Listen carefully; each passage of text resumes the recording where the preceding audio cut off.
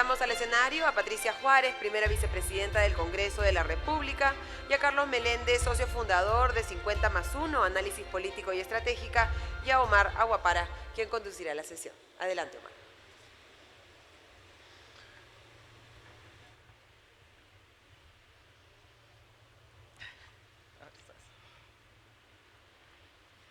Buenos días con todos. Quiero agradecer tanto a Fernando Barrios y a Gonzalo Galdós de CADE y de IPAE respectivamente por dar este espacio en este evento para hablar sobre reformas políticas mínimas en este contexto de inestabilidad en la gestión pública que llevamos.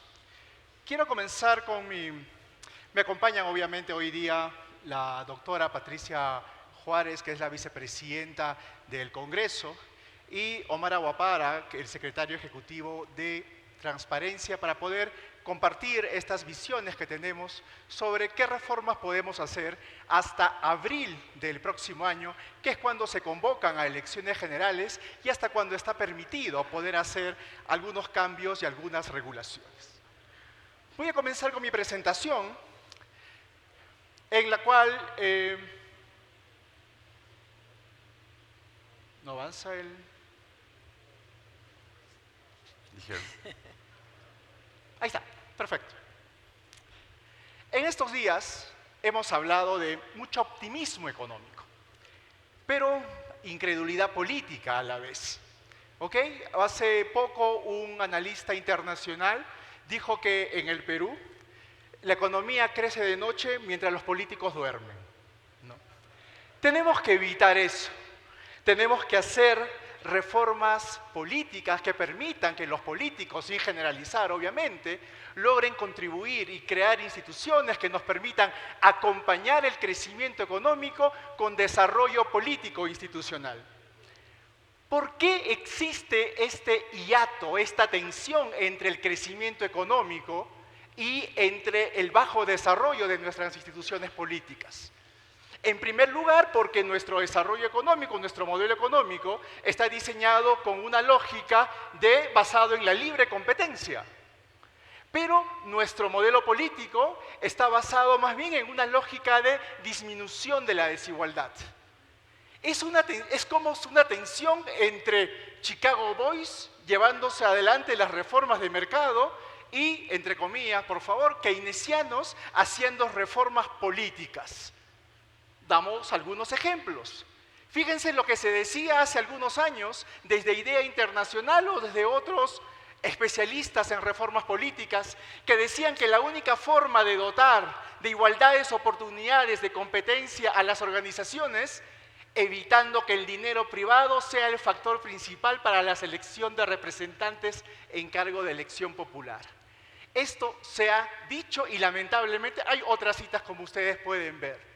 Lamentablemente este ha sido el problema de que no estamos haciendo reformas políticas que sintonicen con el funcionamiento de nuestra economía.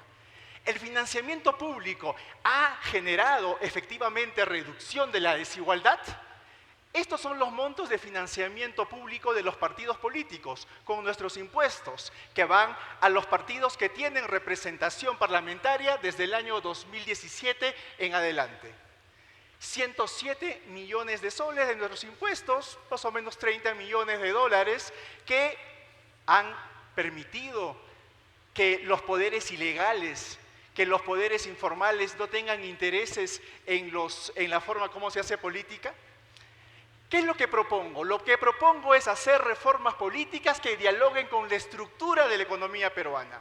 Como sabemos, tenemos un sector formal de la economía, que es el 25% de nuestra población económicamente activa, un 75% del sector informal y un gran sector ilegal que a través del sector informal penetra y genera, obviamente, sus intereses políticos particulares.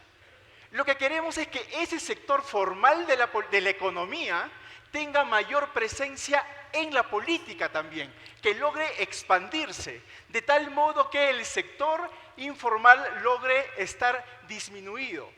El espíritu de la propuesta que quiero proponer es instituciones políticas para una economía de mercado. ¿Qué significa eso? Que los vínculos entre la economía y el financiamiento político tienen que variar. Es decir, que el sector formal tiene que haber algo de financiamiento público, no estoy diciendo desaparecerlo del todo, pero tiene que contribuir con un financiamiento del sector formal de la economía, porque hoy en día lo que predomina son estas prácticas económicas de pitufeo y otras estrategias de financiamiento informal, y sin lugar a dudas ha habido mucha corrupción y lavado de activos, obviamente, al momento de financiar la política. La propuesta, me quiero centrar, es justamente esto, en expandir el sector formal de la economía participando en el financiamiento de la política a través de propuestas que permitan el financiamiento del sector privado formal, que afortunadamente se está discutiendo ya en el Parlamento. Tenemos tres tipos de financiamiento: el financiamiento público formal, que lo hemos visto a través de partidos con representación y una franja electoral; el financiamiento privado. El último dictamen de la Comisión de Constitución es muy importante porque está permitiendo que haya financiamiento directo a través de 200 UITs, como para cada partido político, con un máximo de 500 UITs por año electoral. Esto es muy importante, es un primer paso, pero no es la gran solución. ¿Por qué? Hay que preguntarnos si es que esa norma no va a permitir que el sector informal también logre contribuir utilizando esta norma, que es una buena reforma. Por lo tanto, tenemos que, y acá está la propuesta mínima, hacer que las personas jurídicas que contribuyan a través de 200 UITs por partido tengan al menos 4 años de presencia, de existencia, que hayan declarado sus contribuciones, que tengan una declaración jurada por menos en los últimos 4 años. Porque corremos el riesgo de que el sector informal de la política invente instituciones, personerías jurídicas privadas que logren a través de estas cascarones lograr financiar la política también.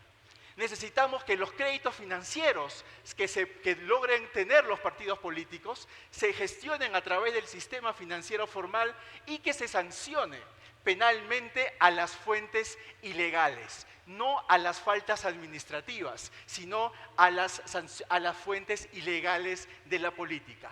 Idealmente, el sector privado debería promover la creación de fundaciones, la creación de think tanks por impuestos en algún momento planteé, porque tenemos que hacer que justamente esta puerta que se ha abierto del financiamiento privado de la política logre funcionar efectivamente y no logre ser tentado por los poderes informales.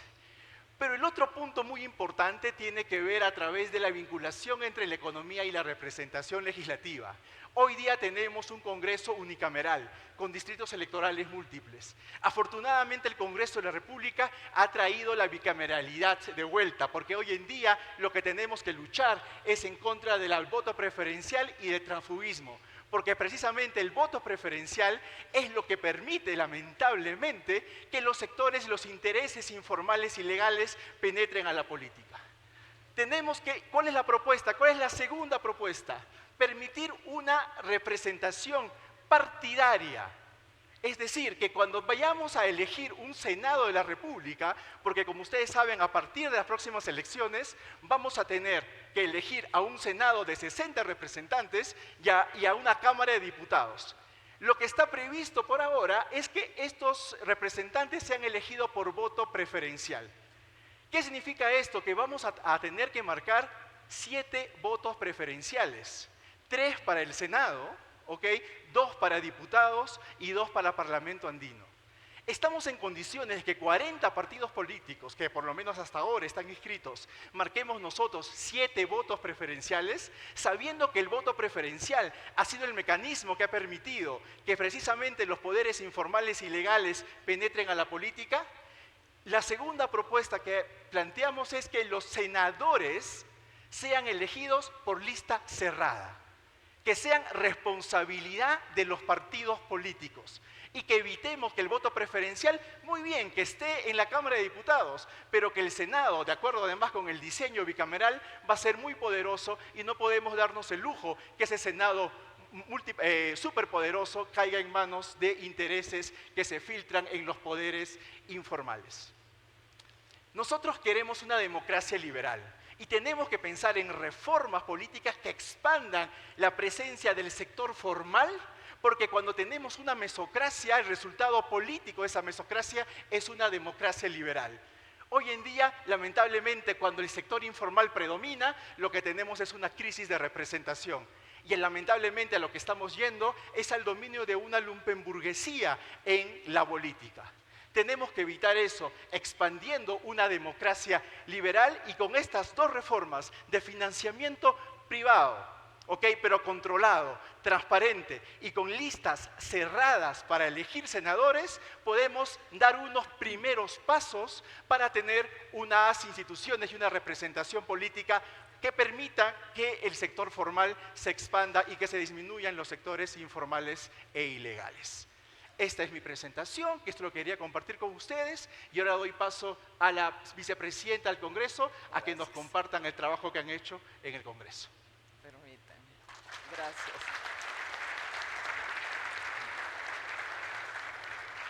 Gracias, Carlos. Yo me voy hacia la derecha.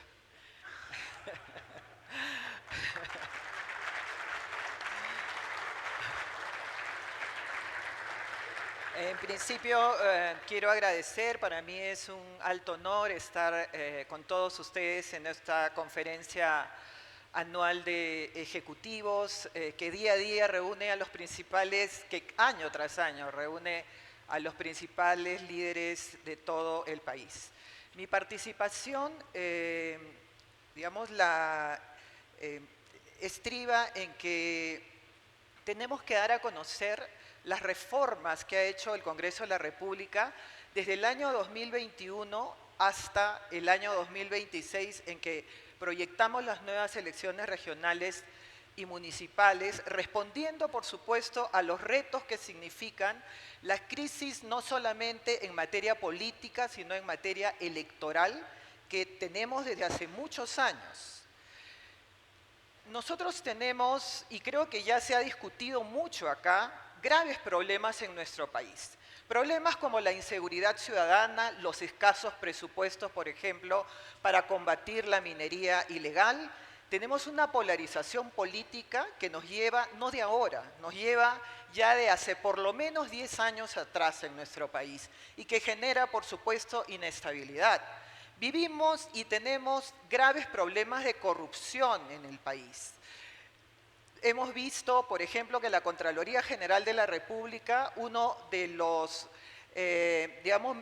factores de medición que tiene es que los fiscalizadores de la Contraloría tengan, por ejemplo, un mayor número de informes de control. No sé si eso realmente es satisfactorio para medir o controlar realmente la corrupción que existe en nuestro país y una ola migratoria que nos ha golpeado tanto que realmente ha puesto en jaque a nuestros sistemas de salud y a nuestros sistemas de educación y, por supuesto, el empleo en el Perú. Pero todo esto, por supuesto, es grave, pero aún más grave es lo que viene ocurriendo con nuestras instituciones. Hay una grave ausencia de institucionalidad en nuestro país y eso nos viene haciendo muchísimo daño. Tenemos diversos actores en el Estado peruano y efectivamente lo que vemos es que hay algunas instituciones que pretenden tener una autonomía ilimitada y sin embargo lo que no realmente, respetan o tienen en cuenta es que un sistema democrático se sostiene por un ejercicio de pesos y contrapesos. No podemos tener, por ejemplo, un ministerio público que simplemente desconoce las normas que el Congreso de la República en el ejercicio de atribuciones aprueba. No podemos tener un poder judicial que a través de acciones de amparo lo que hace es paralizar cualquier tipo de decisión que el Congreso de la República haya tomado. Tenemos una Junta Nacional de Justicia que en los últimos tiempos ha actuado realmente como un poder autónomo, como si fuera un poder del Estado más, y tenemos un Tribunal Constitucional que está enfrascado en sus propios problemas internos, sumado al Congreso de la República, y yo acá tengo que hacer un mea culpa, porque creo que no hemos estado a la altura de las circunstancias, a pesar de los buenos propósitos de algunos.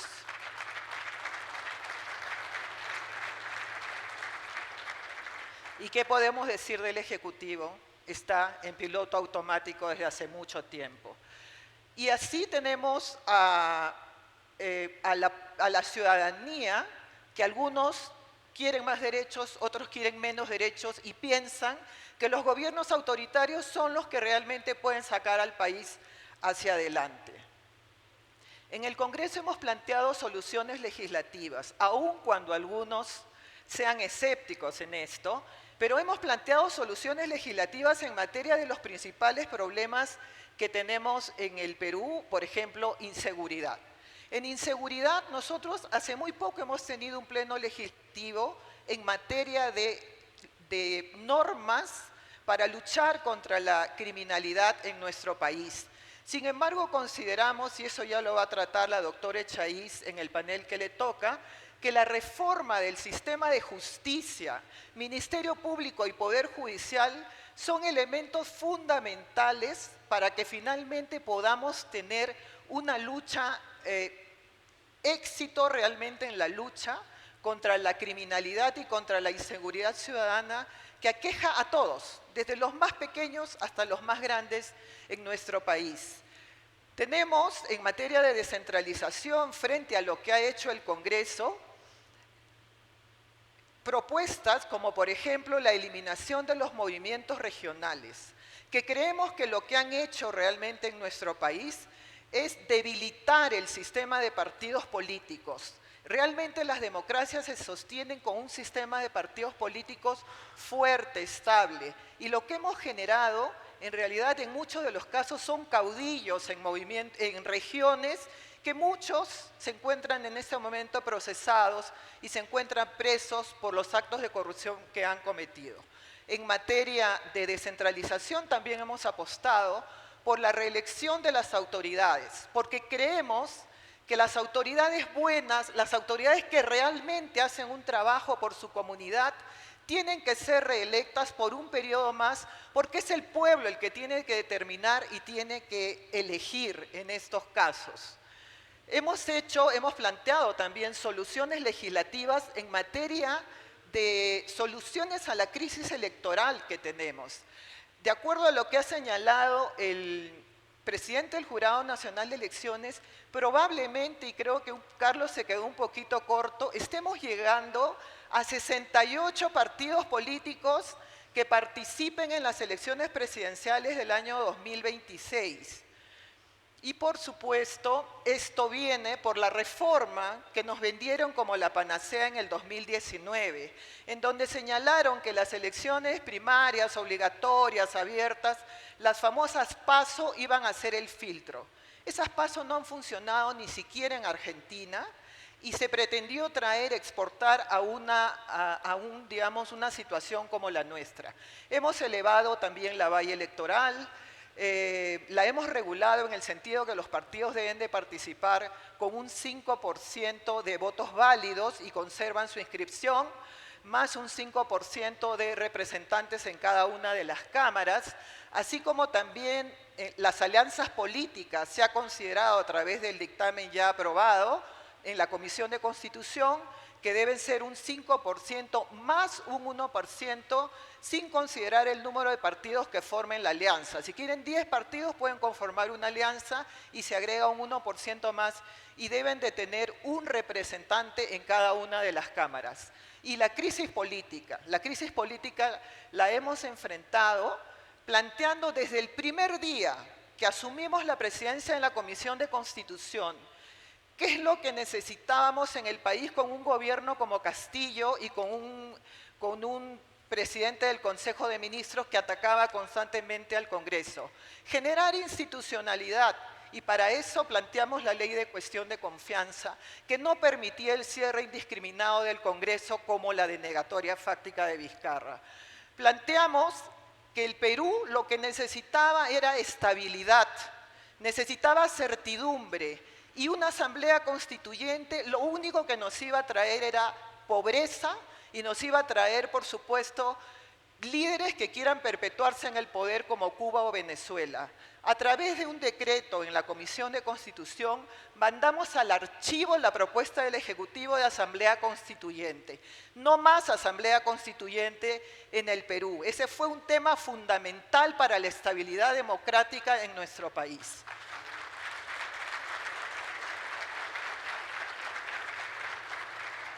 Asimismo, la bicameralidad, como lo ha señalado Carlos, y en su momento Julio Velarde, lo que va a traer a nuestro país es estabilidad política y también económica. La bicameralidad es una reforma quizás la más importante de los últimos 30 años en nuestro país. La bicameralidad finalmente le va a dar al país estabilidad y lo que estamos proponiendo es que los líderes políticos finalmente sean los que participan en las elecciones sean también candidatos al Senado. Queremos que esos líderes políticos hagan política, que vayan al Senado, vayan al Congreso y se hagan responsables de a quienes llevan al Congreso de la República como sus representantes. Esos líderes políticos deben ser senadores y que se hagan también responsables del transfugismo que ahora tenemos a partir de una sentencia del Tribunal Constitucional en donde todos finalmente se acomodan en una u otra opción política. Creo que el tiempo ya se me ha acabado, creo que ya en la siguiente parte voy a terminar con esto, pero solamente decirles, el cambio lo tenemos que hacer todos. El Congreso de la República vacó a Pedro Castillo en un hecho histórico y por supuesto las instituciones respaldaron y se alinearon. Creo que la vacancia de Pedro Castillo el 7 de diciembre hace 2 años, creo que marcó la posibilidad de que todos podemos estar unidos, todas las instituciones del Estado, porque el Perú es tarea de todos. Y el cambio comienza aquí y ahora. Muchas gracias.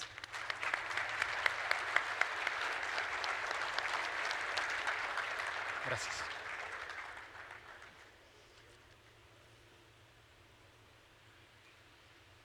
Buenos días. En primer lugar, quiero agradecer la invitación a este importante foro y saludar que la continuidad de este esfuerzo tan importante que reúne año a año a los empresarios del país y que creo que es evidencia de que es posible construir institucionalidad en el país. Este no es un CADE electoral, pero parece serlo. Estamos, creo que todos preocupados por lo que va a pasar en el 2026. No queremos repetir un poco la experiencia de años pasados. Como mencionaba Julio Velarde hace unos minutos, el grave problema que significó la fuga de capitales en el 2021, y no podemos tener un nivel de incertidumbre e inestabilidad tan fuerte como la que hemos tenido en los últimos años. Con ello en mente, desde Transparencia venimos trabajando todo este año en 2 planes, propuestas, proyectos, teniendo en la mira el proceso electoral, los 2 procesos electorales del 2026. Queremos tratar de poner freno a ciertos ímpetus o retrocesos, pero también alentar y promover algunas acciones que podrían favorecer una menor incertidumbre con una ambición mínima, pensando en la viabilidad de lo que pueda suceder de acá a abril, que es el plazo que tenemos para pasar alguna de estas reformas. Entonces, lo primero que hemos construido, y esto lo estamos lanzando hoy justamente acá en CADE, pero también en nuestras redes sociales, es un semáforo democrático que vamos a ir divulgando cada semana o con relativa frecuencia, donde hemos identificado 6 factores de riesgo que puedan poner en riesgo la integridad y la limpieza de las elecciones del 2026. Tenemos cosas que la pueden favorecer y cosas que no.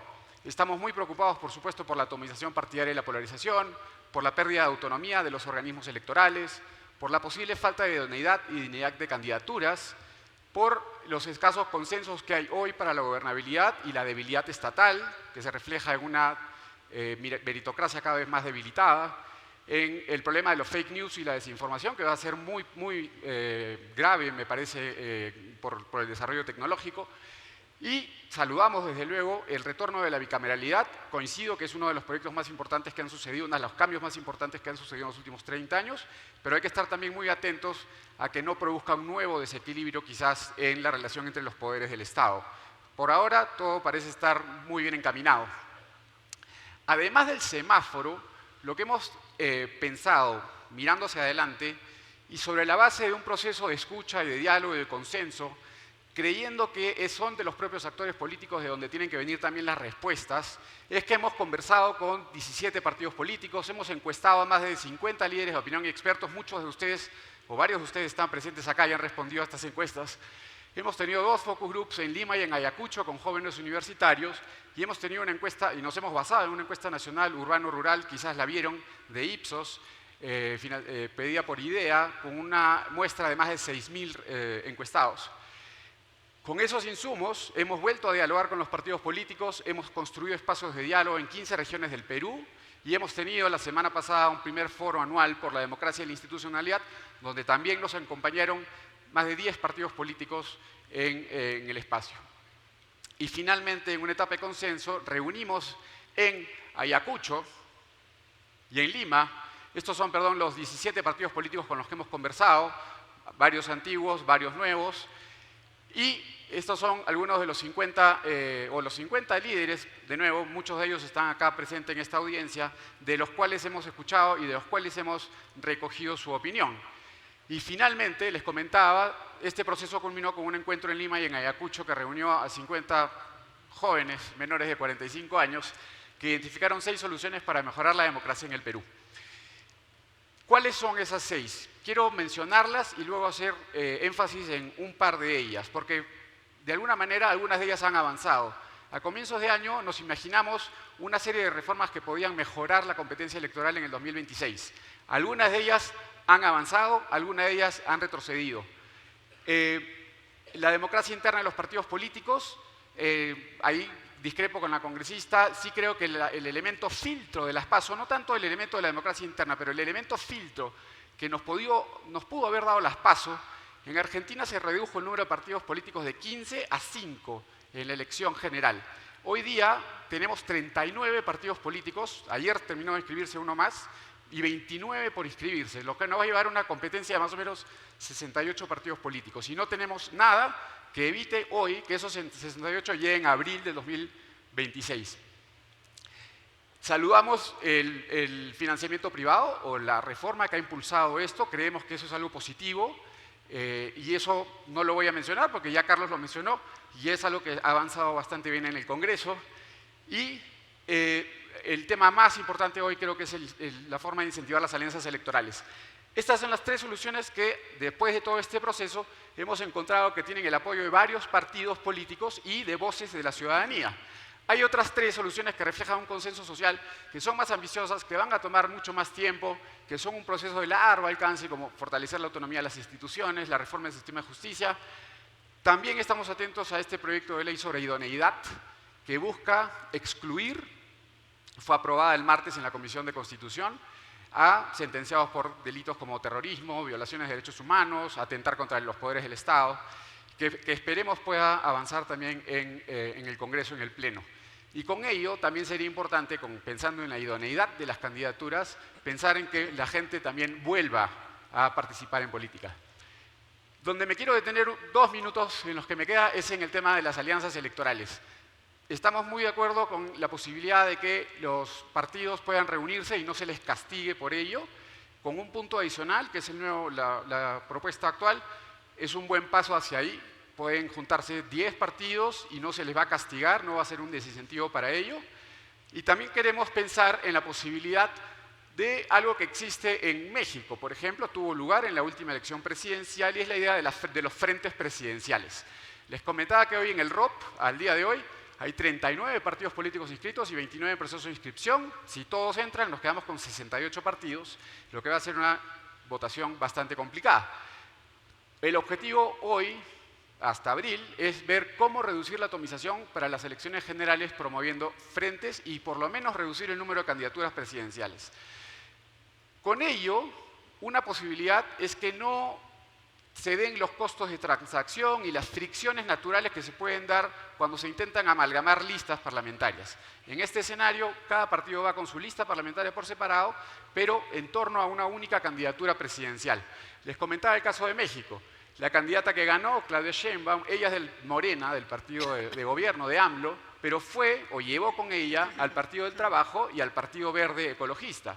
Cada uno sumó un 10% adicional, más o menos.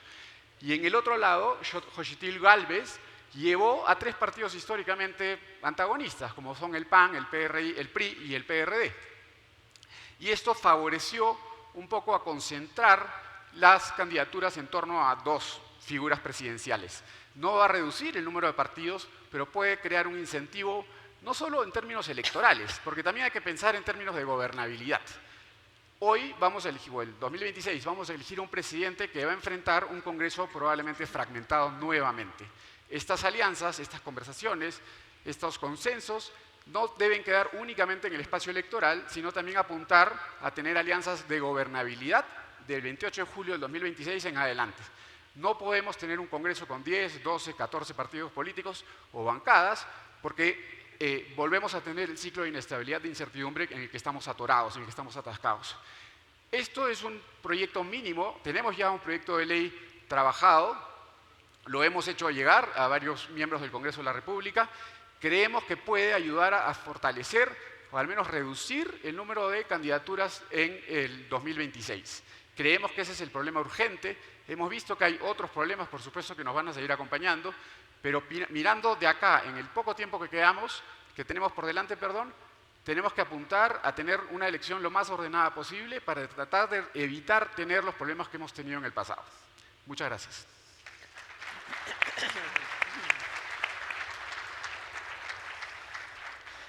Vamos a tener una breve conversación en el tiempo que nos queda, a partir de, haciendo un resumen de lo que va saliendo de estas presentaciones. Creo que el tema de la reforma política es muy importante como para dejarla solamente a los politólogos, ¿no? Solamente a los reformólogos. Necesitamos que los economistas, necesitamos que los abogados penales, además, lamentablemente nuestra política se ha judicializado, que los penalistas, que los economistas, que los especialistas en temas de compliance, sobre todo ahora que la empresa privada va a poder contribuir a la política, también participen de este debate que se ha quedado solamente en un espacio reducido de especialistas de diseño constitucional. Yo lo que les quiero plantear en los siguientes minutos, en las intervenciones que les queda, es cómo podemos integrar diversos temas que tenemos en el debate público, como por ejemplo la informalidad económica, el reto y el desafío de entrar a la OCDE dentro del diseño institucional. Y en este sentido, ¿cómo podemos integrar diversas iniciativas que se vienen creando desde diferentes espacios de la sociedad civil? Por ejemplo, la Cámara de Comercio de Lima ahí está llevando adelante una agenda, no solamente ha contribuido con una reforma política, sino también está llevando adelante una agenda de informalidad dentro del marco de la OCDE. ¿Por qué no llevamos la discusión de la reforma política también al plano de qué es lo que tenemos que hacer para entrar a las recomendaciones del mundo desarrollado? En este sentido, primero le voy a dar el paso a Omar para que me digas cómo podemos orientar la reforma política hacia el desafío de poder entrar al mundo desarrollado. Bueno, eso es una pregunta bien complicada. Yo creo que el gran reto en general que enfrenta el Perú, no solo en el sistema político, sino también en términos económicos, culturales, sociales, de convivencia, es esta dualidad que tenemos entre un 20% formal y un 80% informal. Y eso se refleja en todas las capas de nuestra vida, del país. Y hemos vivido, es cierto, pensando siempre en el 20%, no solo en términos de las reformas de mercado, sino también en las reformas políticas y orientados siempre hacia ello. Y creo que la informalidad, uno de los espacios donde más visible incluso es en el ámbito político, donde la representación hoy se encuentra disasociada, muy separada de ese mundo, y muchas veces nos pasa a nosotros también que construimos estos espacios de diálogo, intentamos acercarnos, pero al mismo tiempo estás hablándole a aquellos que están organizados, ¿no? Y por definición, en el sector informal es mucho más existente la desorganización o la falta de asociatividad. Yo creo que hay que ver cómo podemos construir algún tipo de asociaciones de base, organizaciones que recojan a ese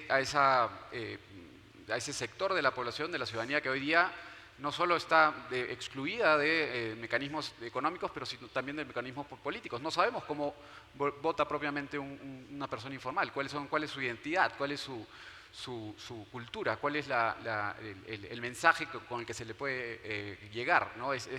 Uno ve las elecciones en Estados Unidos y claramente se identifica cómo vota cada grupo etario, cada grupo socioeconómico, cada grupo... Y acá no tenemos ni siquiera esa capacidad de entender al votante peruano, ¿no? Lo comentabas el otro día, que uno de los retos más grandes creo es ese, el de entender cómo funciona realmente la mentalidad del votante, porque en ausencia de eso vamos a seguir legislando y produciendo leyes que no responden a esa realidad. Gracias. Congresista Juárez, estamos de acuerdo en que la bicameralidad es la mayor contribución que se ha hecho en materia política del actual Congreso. Es un gran paso. Y tenemos un diseño institucional en el cual el Senado es superpoderoso. O sea, el Senado no va a poder ser disuelto próximamente. Por lo tanto, tenemos que proteger muy bien esa Cámara. ¿Qué pasos adicionales, ahora que hemos hecho ya la bicameralidad, qué pasos adicionales podríamos hacer para evitar que el Senado, el nuevo Senado, sea una repetición y una réplica lamentable de las peores versiones del Congreso que hemos tenido hasta ahora? Claro que sí, Carlos. En realidad, la concepción de lo que significa el Senado realmente pasa por ser esa cámara reflexiva, la cámara revisora que va a frenar un poco los intentos de por lo menos lo que existe ahora en el Congreso de la República, y a partir de una sentencia del Tribunal Constitucional en donde al Congreso inclusive se le da iniciativa de gasto sin ningún problema, y hemos visto algunas normas que realmente nos avergüenzan, como por ejemplo los nombramientos a los profesores, que por supuesto mi bancada se ha opuesto tenazmente. Hay algunas normas que realmente tienen que ser necesariamente revisadas y tienen que pasar por un tamiz. Por eso es que nuestra exhortación a los partidos políticos es que por lo menos piensen en el Perú, piensen en que necesitamos poner a los mejores, a sus mejores cuadros en el Senado. El Senado efectivamente, de acuerdo a cómo está diseñado este concepto, va a revisar lo que como iniciativa plantee la Cámara de Diputados.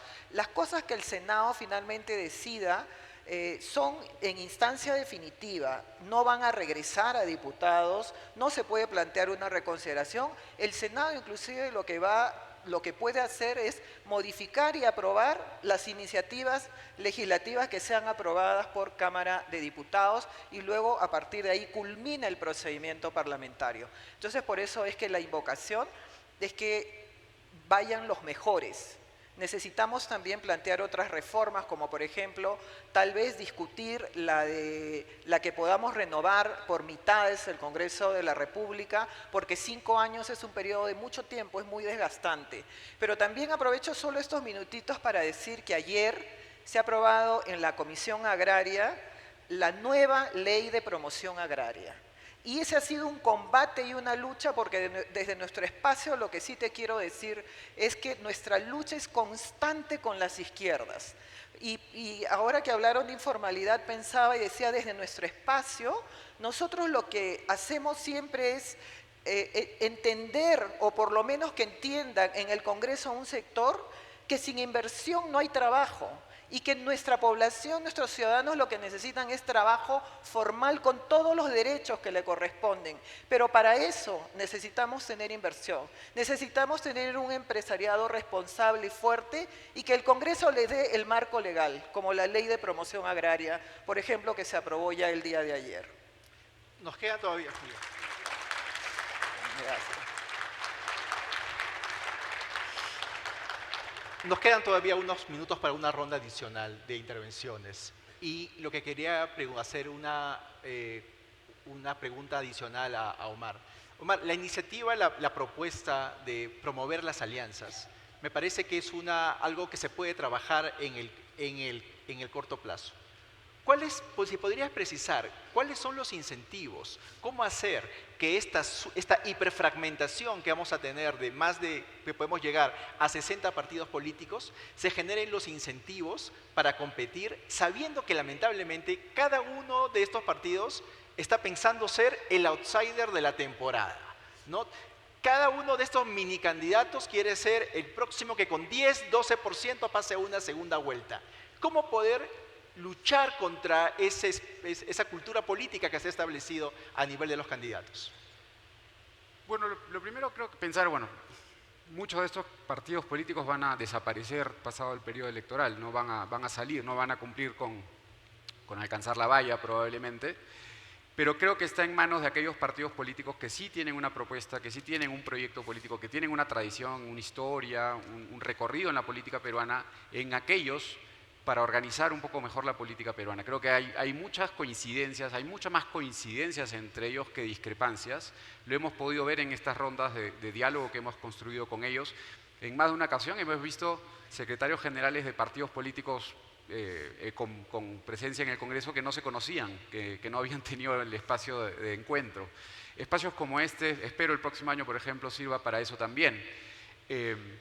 Y creo que mucho va a depender de cierto desprendimiento también, ¿no? De entender que someterse a la incertidumbre de que alguien que apuesta por tener 5 o 10% en la última semana, que es la apuesta de 60 de los 50 partidos políticos que están buscando inscripción hoy, es muy peligroso porque, por definición, esas candidaturas no tienen un proyecto, no tienen una propuesta, no tienen la capacidad para gobernar un país como el nuestro.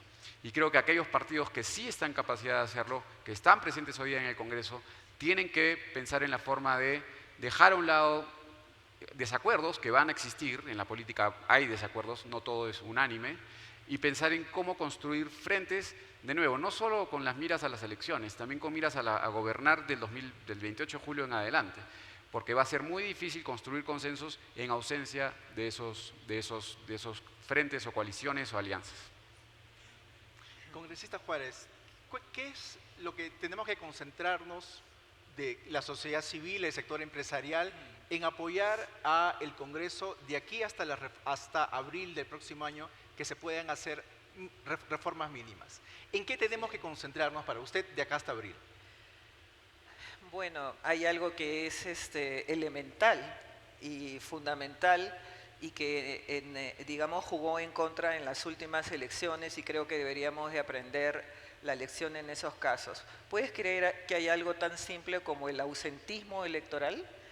En las últimas elecciones hubo aproximadamente un 30% de ausentismo en algunos de los distritos más importantes y eso, por supuesto, significó la diferencia entre tener a Pedro Castillo y tener de repente otra opción, digamos, en donde pudiéramos estar en otras condiciones en este momento y no tratando de bregar un poco por esto, ¿no? Yo creo que todos desde nuestro espacio podemos contribuir, pero también cuando yo escuchaba ayer, el primer día a Lucho Carranza, yo pensaba y decía, ¿por qué Lucho Carranza no es candidato a la presidencia de la República? De verdad. Es que realmente necesitamos a los mejores, no solamente en el Estado, sino también necesitamos a los mejores en los partidos políticos. Anímense a participar en los partidos políticos, no es malo hacer política. Ustedes tienen en el empresariado el mejor talento nacional. Ya quisiéramos tener ese talento que tienen ustedes, donde hacen crecer realmente al país a pesar del ruido político, a pesar de la deficiencia institucional que existe en nuestro país, pero vemos cómo logramos ser los mejores. Hay que volcarnos también y creer realmente en que podemos fortalecer partidos, podemos hacer partidos con decencia, con transparencia, con compromiso por el país. Y esa es mi exhortación, anímense a participar, no solamente en el Estado, sino también anímense a participar en política. Yo se los digo, es muy gratificante cuando uno puede realmente sentir que puede hacer cosas positivas y cosas que sirven a la comunidad en su conjunto. Y efectivamente creo, para cerrar, que tenemos que pensar en cómo sincronizar la economía con la política. La economía es la fortaleza de nuestro país, gracias a que tenemos a personajes como Julio Velarde, que han sido claves para que el modelo económico funcione. Pero no tenemos Julio Velardes en el diseño de las instituciones políticas. Necesitamos también Julio Velardes en el diseño institucional. Porque el diseño institucional ha quedado en reformólogos o ingenieros constitucionales espontáneos, pero tenemos que generar una tarea multidisciplinaria, interdisciplinaria, para poder hacer las reformas políticas que dialoguen con nuestro modelo de crecimiento económico, de libertad y competencia. No más reformas políticas que estatistas o colectivistas. Reformas políticas que dialoguen con nuestras instituciones económicas. Y creo que hoy en día, a falta de siempre dicen que no existen propuestas, creo que hoy día podemos presentar 3 propuestas en base a este diseño bicameral nuevo con el que vamos a ir al 2021, que es una gran oportunidad. La creación y el incentivo para generar alianzas políticas es una de las reformas que tenemos que impulsar. La segunda, la que está encaminada en el Congreso, es el aporte privado de la política, pero ojo, un aporte privado responsable, que no cualquiera del sector privado, entre comillas, porque ustedes saben que es una gran amenaza, pueda contribuir, lamentablemente de una manera ilegal o informal, filtrarse para contribuir a candidaturas con otros intereses. Es decir, necesitamos un modelo de contribución privado de la política protegido y con garantías para que no se filtren esos actores informales y ilegales. Y finalmente, un Senado fortalecido. Y para fortalecer el Senado, vayamos con listas cerradas, al menos para uno de los escaños que podemos tener en el Senado, porque eso no va a haber transfugismo con eso, y eso va a evitar precisamente de que cada senador diga: yo en realidad no respondo al partido, sino respondo a mi electorado. Si queremos fortalecer los partidos, hagamos que exista esa lista cerrada para elegir el Senado. Aquí hay 3 propuestas que salen de esta discusión y esperamos que puedan contribuir al debate político de acá a los próximos meses, y que este optimismo de la economía pueda acompañarse con responsabilidad y esperanza también en el diseño de nuestras instituciones políticas. Muchas gracias a los invitados y muchas gracias a CADE por permitir este espacio de discusión.